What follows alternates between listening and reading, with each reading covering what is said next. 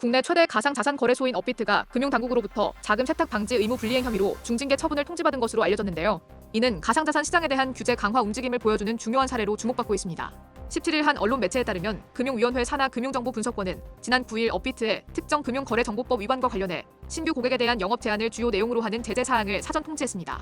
이 처분이 확정될 경우 업비트는 최장 3개월 동안 신규 고객 관련 영업에 제한을 받게 될 전망입니다. 업비트 측은 일정 기간 동안 신규 고객이 거래소 외부로 가상자산을 전송하는 것을 제한하는 내용이 골자라고 설명했는데요. 다만 기존 가입자들의 거래는 유지될 것으로 보입니다. 업비트는 현재 국내 가상자산 거래 시장의 70% 이상을 차지하는 최대 거래소로 이번 제재가 시장에 미칠 영향이 상당할 것으로 예상됩니다. FIU는 오는 21일 제재심을 열어 영업정지 기간 등 제재 사항을 최종 확정할 예정입니다.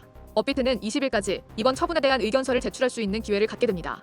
이번 조치는 지난 2022년 7월 시행된 가상자산 이용자 보호법의 연장선상에서 이루어진 것으로 보입니다. 금융당국은 그동안 가상자산 업계의 문제로 지적된 불법 불공정 시장 질서를 바로잡겠다는 의지를 보이고 있습니다.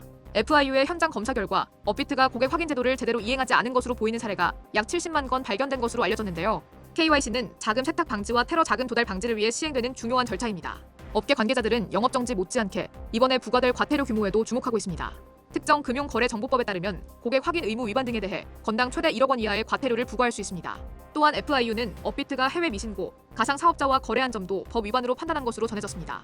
이에 대해 업비트 측은 기존 또는 신규 이용자의 가상자산 거래가 중단되는 것이 아니며 일정 기간 동안 신규 고객이 거래소 외부로 가상자산을 전송하는 것을 제한하는 내용이 골자인 것으로 알고 있다면서 현재는 제재 결과가 확정된 것이 아니다라고 설명했습니다.